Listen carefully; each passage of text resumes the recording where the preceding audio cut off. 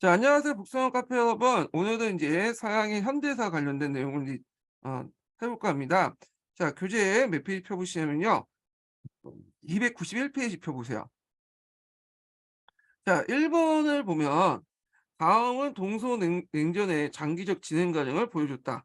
가로 안에 기획에 들어갈 사건을 쓰고 이 사건 당시에 소련 정부 수반이 니은 시기에 적극적으로 추진한 개혁 정책 두 가지 쓰시오. 그리고 디귿 시기의 국면과 밀접한 연관이 있는 서독의 대외 정책 명칭과 그 내용을 쓰시오 이렇게 있거든요. 자, 여기 이제 그 미소 관계 변동 곡선인데 이게 이제 냉전 관련된 내용이죠. 그래서 이제 여기 보면 이제 뭐 1950년에 한국 전쟁 있고 후전 관련된 내용 있고 그다음에 요때 이제 한국 문제와 베트남 문제를 논하기 위해서 제네바 정상회담을 가졌잖아요. 그래서 요것도 좀 기억을 해 두시는 게 좋을 것 같아요. 그래서 기출문제 분석할 때 그 예문에 있는 내용들은 좀 다 파악을 해둘 필요가 있거든요.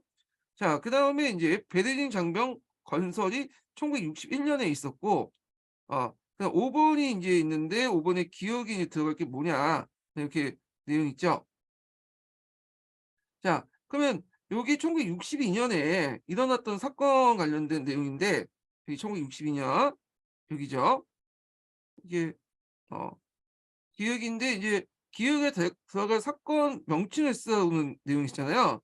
그래서 이게 좀 보면 자, 여기에서 도표에서 1962 년에 있었던 이제 사건 그러니까 4 번하고 6 번의 중간에 있었던 5번 사건을 쓰는 거죠. 그때 이번에 될 경우는 쿠바 사태죠. 자, 쿠바 사태. 그래서 뭐 쿠바 봉쇄, 쿠바 미사일, 소련 미사일 기지 설치 뭐 이렇게 쓰시면 될 것 같아요. 자, 그래서 이제 기획 관련된 내용을 썼고요. 자, 그다음에 이 사건이 당시에 소련 정부의 수반이 죄송합니다.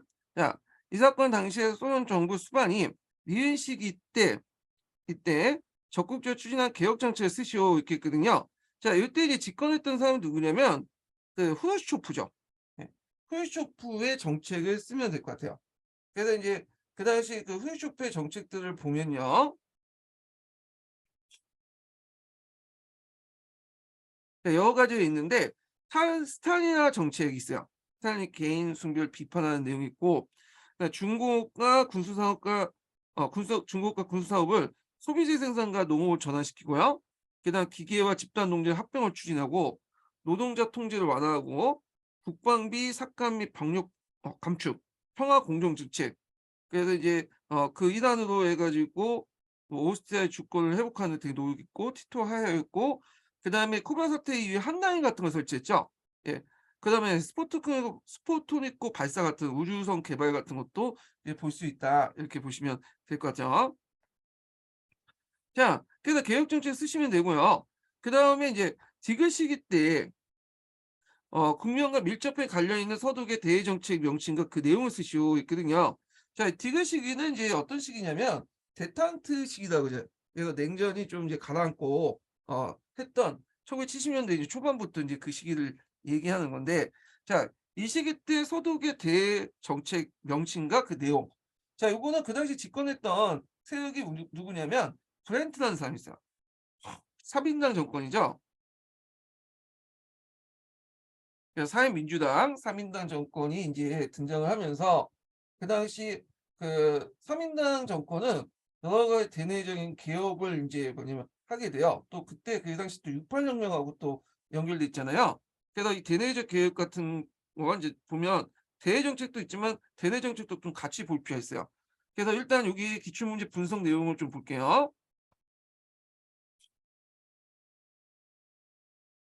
자, 대내적으로 68 혁명을 일으켰던 젊은 세대의 요구를 적극 수용해서 완벽한 민주주의 실현 요구, 공공시설 개선, 이혼에 대한 법률 완화, 가정과 직장 내의 양성평등화, 낙태형 등을 추진했고요. 그다음에 대외 정책은 인제 동방 정책이라고 하죠. 어 그래서 이제 이 동방 정책 내용을 볼게요. 이게 이제 기출에 나왔던 거죠. 자, 동방 정책은 그 빌림 브레트 총리가 추진한 동구 공산권과의 관계 정상을 위해서 외교 정책을 만든다. 그래서 동방이라는 건 서독 입장에 동쪽이잖아요. 그러니까 주로 이제 소련이라든지 동유럽 그런 나라와 관계 개선 정상화 정책을 말하는데요. 당시 브렌트의 서독 수상은 취임 연설에서 동독의 국제법상 승인을 고려할 수 없으나 동독의 존재를 동인의 제2의 국가로 인정하여 동등한 자격의 기초 위에서 동독 정부와 만날 용의가 있다는 동방 정책을 발표했고요. 그래서 종전에 동독을 정식 국가로 승인했던 나라와는 외교 관계를 맺지 않았던 이 할슈타인 원칙을 폐기했죠. 예전에는 러시아, 소련을 제외하고는 동독가 수교했던 나라들, 주로 동유럽 국가들하고는 외교 관계를 맺지 않았어요. 예. 그렇지만 베네트가 그 할슈타인 원칙을 폐기하면서 이제 그 당시 동독을 국가로 인정하고 동독을 외교적 수교를 맺고 있는 그 당시 이제 많은 국가들과 동유럽 국가들과 왜냐면 수교를 하게 되죠. 그리고 그 당시 인제 그 동독의 대대적인 또 경제적 지원도 해 주고 그래요.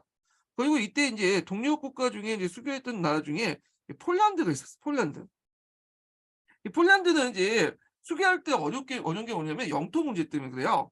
예전에 얘기했지만 소련이 2차 세계대전 도중에 그다음에 폴란드 바시아 동쪽 지역을 베lar루시 지역으로 이제 편입을 시켰죠. 그러니까 인제 폴란드에게 대신 오데르 라이세스 동쪽 독일 땅을 할애를 해 줬어. 그 과정에서 많은 독일인이 이제 민족 이동을 하게 돼서 동독이나 서독으로 넘어왔는데, 자 이게 이제 서독과 국교를 할 때 걸림돌이 됐던 거죠. 그래서 이제 이때 그 브렌트 총리는 인정하고 "우리가 잘못했으니까 뭐 영토가 너희들 가져가는 건 뭐 어쩔 수 없다."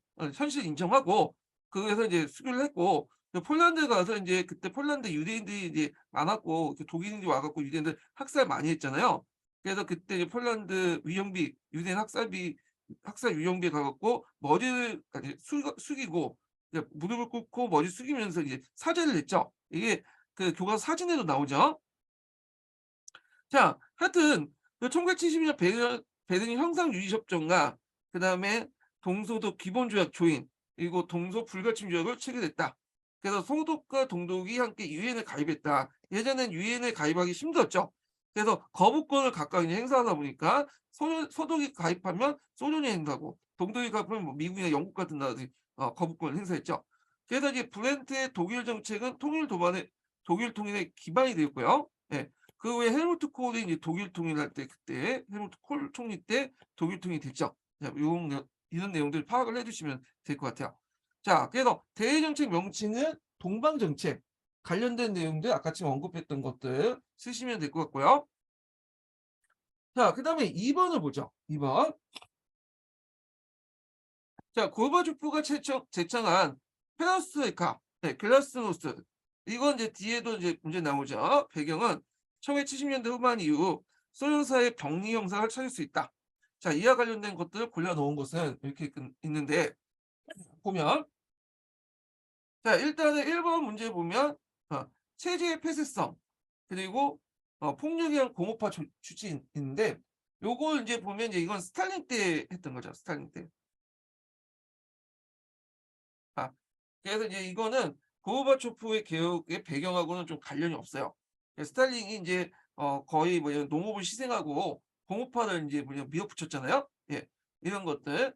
그래서 체제의 폐쇄성과 관료주의 병폐 등이 그 당시 상당히 많았고요. 강압적인 집단 농장 형태 이것도 인제 뭐냐면 스탈린이 했던 거죠. 이것도 이제 공업화 정책하고 연결돼 있어요. 그래서 스탈린이 농업을 이제 희생시키면서 종전에 줬던 이 보유주를 다 해소한 다음에 집단 농장화 시켰죠. 그리고 그 과정에서 많은 인제 뭐냐면 굶주림과 흉년과 이런 것들이 인제 일어나게 되고 그때 우크라이나에서 많은 사람들이 죽었어요. 이걸 홀로도모르라고 해요. 우크라이나에서는. 그래서 지금 우크라이나하고 이제 그 러시아가 싸우고 있는데 이미 예전부터 사이가 별로 안 좋았어, 이 러시아하고요. 자 하여튼 이런 것들은 스탈린과 관련된 내용이고 여기 고르바초프 때 인제 개혁했던 배경은 요 두 가지를 줄 수 있어요. 체제의 폐쇄성과 관료주의 병발. 예. 그래서 답이 2 번이 되죠. 고르바초프 개혁은 여기도 나왔고 뒤에도 나오고요. 올해도 시험 문제 나왔죠, 올해도. 그래서 올해 시험 문제는 제가 인제 그 기출문제 분석 강의 때 했으니까 이거는 제껴 두고 인제 좀 할게요. 예. 자 그다음에 인제 3번 보면 다음 자료 그러니까 답이 인제 2 번이죠, 2 번. 그래서 3번 문제 볼게요. 다음 자료에 인제 가해 가능했던 고르바초프 두 가지 정책이 있는가 내용을 쓰고 결과적으로 나아가 실현될 수 있었던 것을 볼 수 있는 사건 두 가지 쓰시오. 그래서 이제 가를 가동했던 고르바초프 두 가지 정책 이름은 뭘까요? 1895년 5월 헝가리 국경이 개방되면서 10월 말까지 약 3만 명이 독에서 서방 세계로 빠져나갔다. 그래서 그 당시에 동독의 민주화 운동이 일어나니까 그 당시 이제 동독인들이 동독 정부가 이제 동유럽으로 이제 여행가를 금지시키는 조치를 취했거든요. 왜 동유럽을 통해서 이렇게 들어가게 되니까 서독으로. 근데 그 당시 헝가리 국경이 개방시켰어, 헝가리가. 그러면서 헝가리 쪽에서 많은 사람이 들어오게 돼요. 그래서 이렇게 말 잘못했네. 다시 할게요. 동유럽에서 인제 그 당시 민주화 요구를 거부하니까 동독 정부가 이제 뭐냐면 그 여러 가지 예전에 서독에 갈 때 여러 가지 뭐 요건으로 해 갖고 이제 좀 넘어갈 수 있는데 그런 조건을 강화시켜 갖고 못 넘어가게 되니까 그 당시 이제 서독으로 넘어가려는 했던 동독민들이 동유럽을 통해서 넘어가려고 했거든요. 예. 그래서 이때 인제 그 헝가리가 서독과 헝가리 국경을 개방을 했어요. 예. 그래서 이제 동독민들은 헝가리 국경을 통해서 서쪽으로 넘어가게 돼요. 그러면서 많은 사람이 빠져나가기 시작했죠. 자, 그래서 이걸 계기로 해 가지고 그 당시 동유럽 동독이 무너지게 되는 계기가 되죠.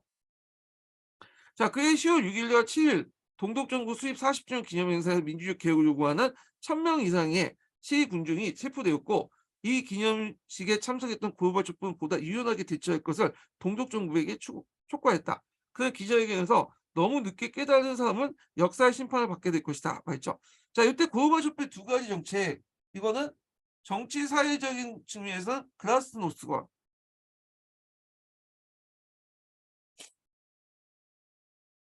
그다음 경제적인 측면에서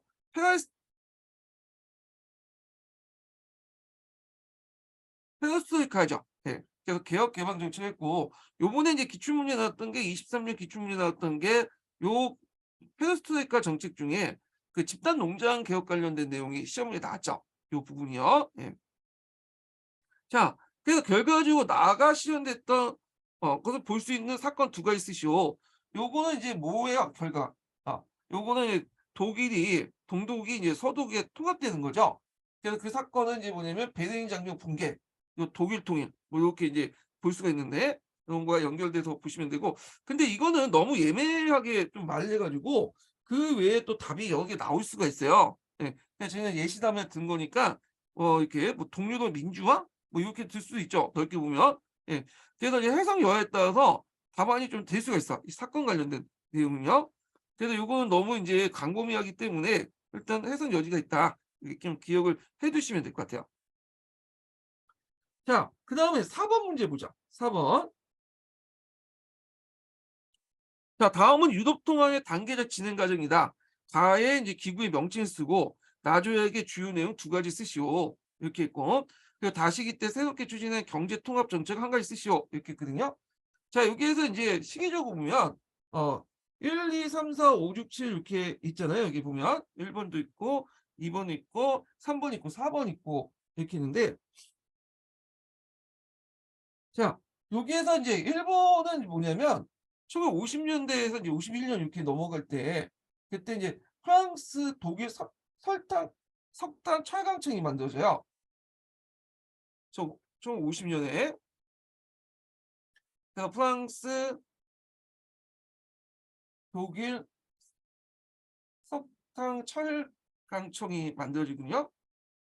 그래서 이제 요때 인제 와서 철강을 그러니까 석탄이 서로 모자란 것을 교환하자.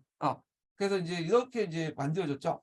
그래서 이때 이제 이걸 계기로 해 갖고 인제 맺어진 조약이 파리 조약이에요, 파리 조약. 그래서 파리 조약에서는 프랑스와 독일뿐만 아니라 이걸 기반으로 해 갖고 이탈리아나 베네루스 3국, 네덜란드, 벨기에, 룩셈부르크가 그리고 뭐냐면 요걸 가입하죠. 이 파리 조약에 의해서 유럽 석탄 철강 공동체가 만들어져.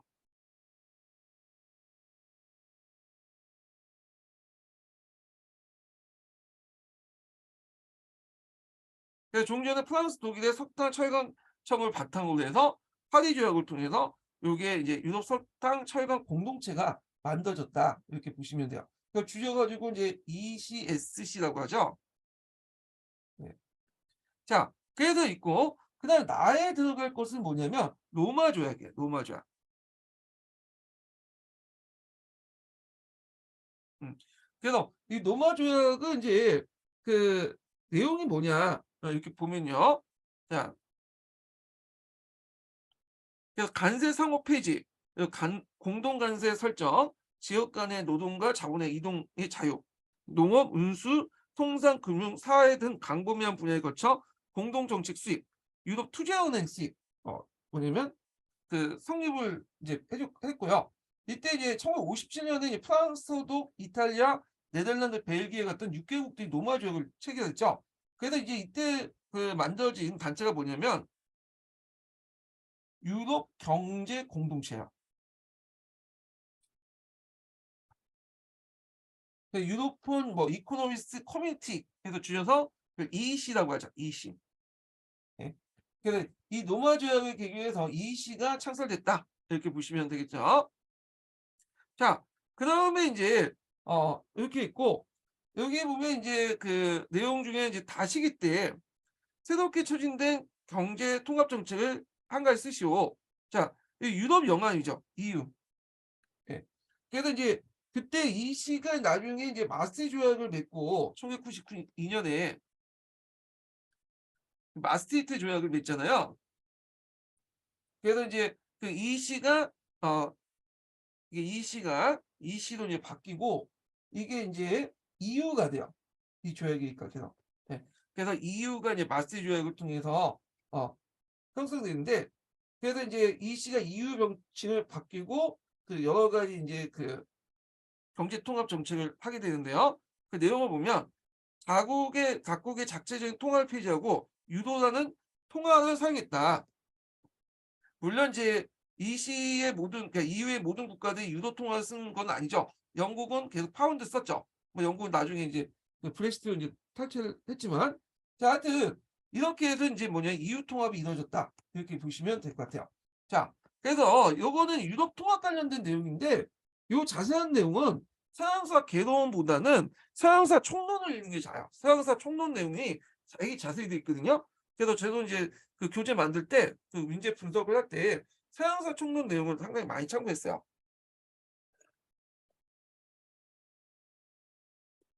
자, 그 다음에 넘어가서 5번을 보죠. 5번. 자, 5번은 이제 좀 보면 여성 참정권 운동과 관련된 내용이거든요. 자, 다음 자료 읽고 작성 방법에 따라 서술하시오. 이 내용인데 보면 자, 여권 운동에서 기획은 여성 운동가들이 인식했던 것처럼 여성의 능력을 보여준 대표적인 상징으로서 정치적 진보를 의미한다. 네. 요거 좀 기억을 해주세요. 그럼 여기에 기억에 들어갈 것은 뭘까요? 이거는 참정권 운동이죠. 참정권 운동. 네. 그래서 서프로제트라고 하는 참정권 운동이 있었죠. 자, 영국에서는 이 참정권 운동이 되게 급진적 성격을 띠고 있다 해갖고 이제 급진적 성격 관련된 내용이 있어요. 자, 이들은 의회에 난입하거나 건물을 불을 지르는 가격한 모습을 보였다. 자, 이들은 체포되어 투옥된 이후 단식 투쟁을 벌이면서 정치범 대우를 요구할 것을 요구하기도 했다. 그렇게 있죠. 그리고 이제 1913년에 에밀리 데이비스는 더비 공마일에서 국왕의 말 앞에서 스스로 몸을 던져 밟혀 죽는 이른바 순교를 향해서 그 참정권 운동가들은 도덕적 이유가 얼마나 컸는지 극적으로 보여주고 있다라고 했죠. 예. 자, 그래서 가와 관련된 내용인데 요 가는 주로 이제 페미니즘 역사상 제1 물결에 속해요. 자유주의 페미니즘이라고 하는 거거든요. 자유주의 페미니즘. 자유주의 페미니즘은 주로 이제 이 참정권 획득 같은 뭐랄까 정치적 권리를 획득하는 데 초점을 맞췄어요. 정치 권리. 그래서 이제 뭐 사회 경제적 구조나 여성의 성 정체성 등등에 대해서는 얘기 않지 않고 주로 이제 정치적 권리와 관련된 제도적 어떤 제도적 차별 같은 것들 철폐를 요구를 했죠. 예. 그래서 이제 1차 세계를 거쳐서 결국에는 이제 뭐냐면 여성도 참정권을 얻게 되죠. 예. 그런 것과 연결돼서 보시면 되고요. 자, 나를 볼게요. 나를 보면 우리는 다음과 같은 질문을 해야 합니다. 여성이란 무엇인가? 우리는 여전히 여성성이란 위험하다는 말을 듣는다. 우리는 여성이라고 여성을 남아 있으라고 여성이 되리라는 훈계를 듣는다. 자, 인간성은 남성적인 거며 남성은 여성을 본질적인 존재가 아니라 그와 관련된 존재로서 정의된다. 자기와 연관돼서 본다는 거죠. 예. 그녀는 자율적인 존재이며 간주되지 않는다. 자기의 부속된 존재를 본다. 자, 여성은 성적 존재일 뿐이다. 여성은 남성과 관련해 정의되고 구분되지만 남성은 여성에 따라 정의되고 구분되지 않는다. 그러니까 남성 위주로 여성을 이제 판단한다는 거죠. 여성은 부차적 존재, 본질 존재에 반대하는 비본질적 존재다. 그는 주체이다. 그는 절대적이다. 하지만 그는 타자이다. 이렇게 있는데 타자라는 것은 자기 자신이 뭐냐면 자기 존재를 규정하는 게 아니라 이 남성에 의해서 규정된 존재다. 이렇게 이제 얘기를 하고 있는데 자, 나와 관련된 예문은 그 유명한 이제 뭐냐면 그 보부아르의 시몬드 보부의 제2의 성이죠. 자, 여기에서 이제 제2의 성은 이제 그 밑에 페미니즘 사상은 뭐냐면 그 실존주의 페미니즘이요.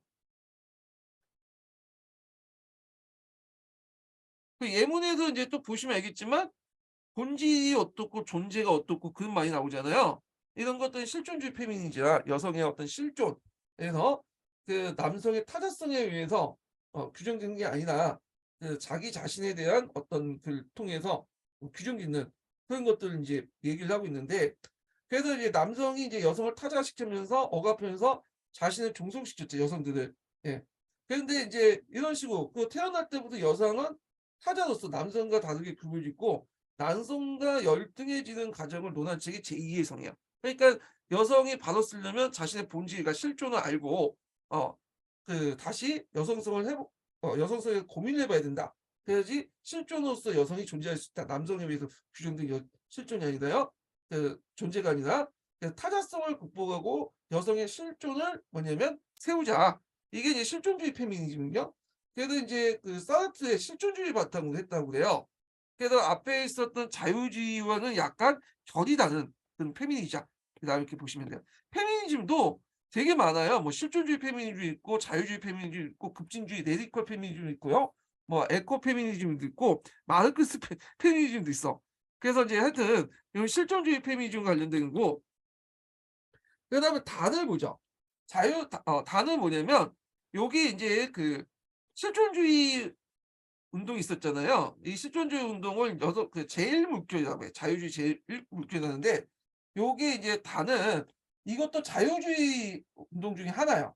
예. 그렇지만 이걸 좀 더 업그레이드한 운동이라고 보시면 돼요. 이걸 이제 여성사상 제3 물결이라고 하는데 요건 누가 썼냐면 여성의 신비를 쓴 사람이 누구냐면 베티 프리던이라는 사람이야.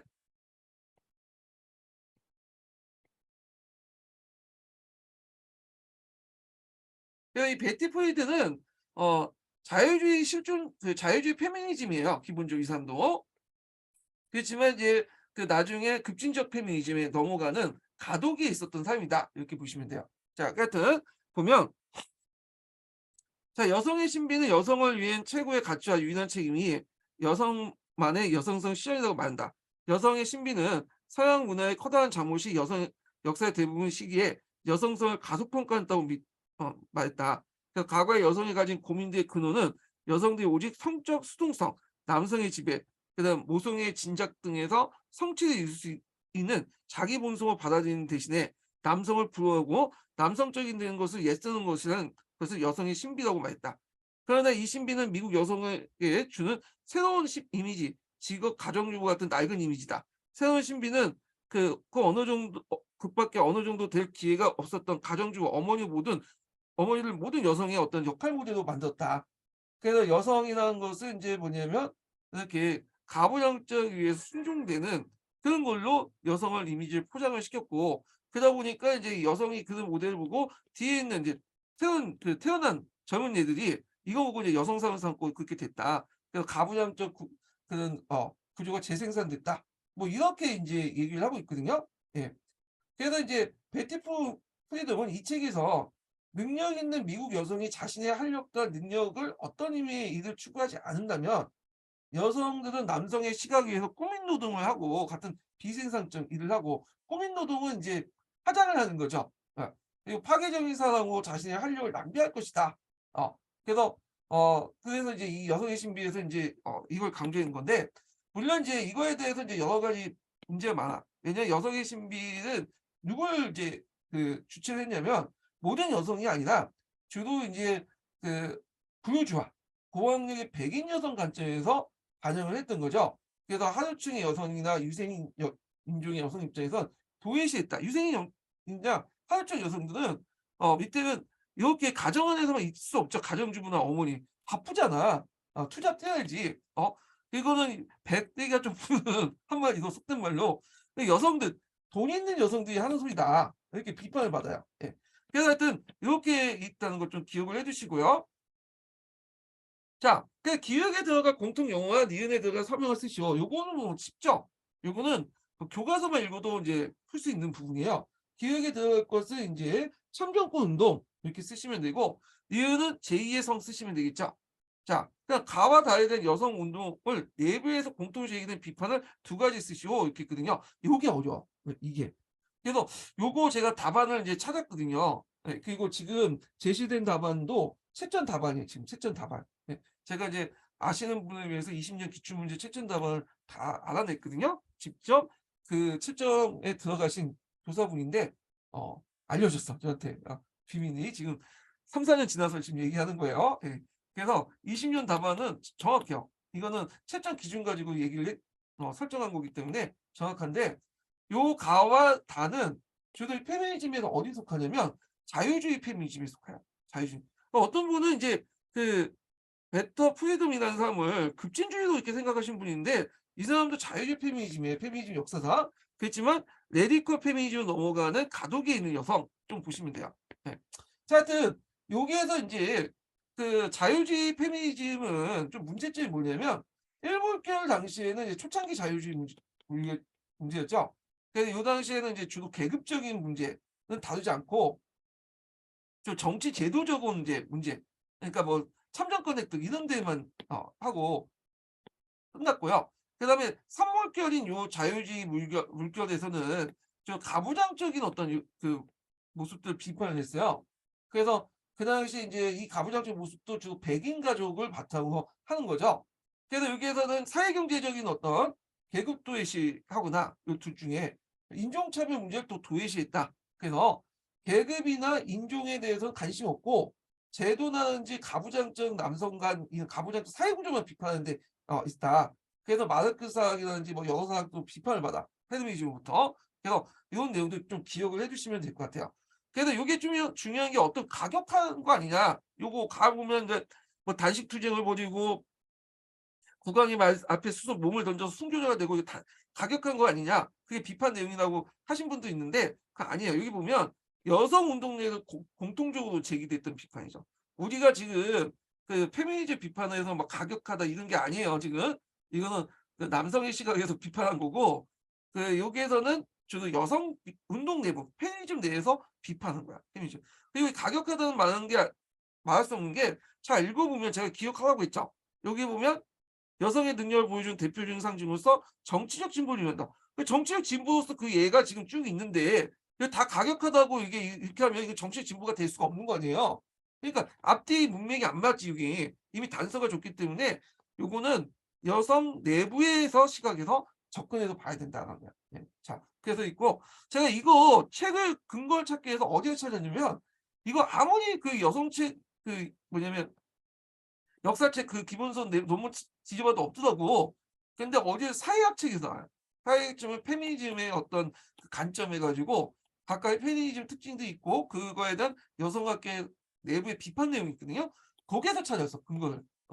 그래서 요게 페미니즘이 자유주의 페미니즘이고 요게 실존주의 페미니즘을 알게 된 거야. 그래서 문제에서도 가와 다에 대한 여성 운동 내부잖아요. 왜냐면 요 부분은 좀 다르기 때문이에요. 여기는 자유주의 민주 페미니즘과 여기는 자유주의 페미인데 실존주의 페미니즘이 그래요. 이런 문제를 좀 내면 좀 그런 것 같아. 여성 교수님이 내신 것 같은데 자기가 뭐 페미니즘에 관심 있고 그런 거는 자기 마음이지만 자기가 관심 있다고 해서 그게 꼭 역사학이 되는 건 아니죠. 여성사하고 여성학은 구별해야지. 그래서 첫 번째 문제는 제가 봐도 낼 수는 있다고 생각해요. 얘는 교과서에 있고 지도서에도 있는 내용이야. 예. 근데 요 두 번째 부분은 무슨 근거가 낸지 몰라요. 이게 무슨 어 자기가 그냥 취향대로 낸 것 같아. 이런 식의 문제는 별로 좋은 거는 같지 않아. 이건 누가 맞히겠어요? 이건 솔직히 말해서 그냥 때려 맞히라는 소리밖에 안 되는 거지. 예. 내가 볼 때 20년 문제 중에 이상한 문제들이 되게 많아요. 자기들의 주관적 기준을 가지고 낸 문제가 너무 많아. 그러다 보니까 성적이 개판이 나오고 그러는데. 자, 그다음 6번 문제 볼게요. 자, 6번 문제는 이제 환경 관련된 문제예요. 그냥 뭐 그렇게 어려운 문제는 아닌데 일단 볼게요. 자, 가로 안에 그 기역에 들어갈 도시명을 쓰고 가로 안에 니은에 공통적으로 들어갈 용어를 쓰시오 이렇게 있거든요. 그래서 가로 보면 1970년대 이후 세계 환경 운동의 의제는 반핵 운동, 환경 오염, 멸종 위기, 동식물 보호, 기후 위기 등으로 확대됐다.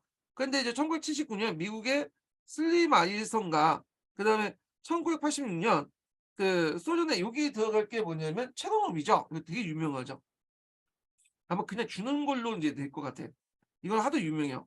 그래서 체르노빌에서 이제 대규모 폭발이 일어났죠. 지금 그래 갖고 그것 때문에 이 체르노빌 부근에 사업을 사지 못하고 있죠. 예. 그래서 이 체르노빌은 요 최근에 우크라이나 전쟁에서 또 부각이 돼요. 요게 지금 러시아 영토가 아니고 우크라이나 영토거든요. 그래서 러시아 우크라이나 국경에 있는 곳인데 요걸 러시아군이 한동안 여기 점령을 하고 있었잖아요. 그래서 체르노빌 발전소는 지금도 돌고 있어요. 그 일대는 통제가 됐지만 이 체르노빌 발전소는 원자력 발전을 계속 운영을 하고 있거든요. 근데 러시아가 이걸 가지고 이제 폭파시킨다 마나 해 가지고 말들이 많았는데 결국 우크라이나가 요 지역을 다시 회복을 했죠. 예. 자, 하여튼 체르노빌에서 발생한 원자력 발전 사고는 환경 문제의 심각성을 일깨워주는 역할을 했다. 이렇게 있고요. 그러니까 나는 이제 뭐와 관련된 건 니우 회담이야. 이 니우 회담. 예. 환경 회담 관련된 내용인데 자, 여기 니은에 들어갈 것은 뭐냐면 지속 가능한 발전이라는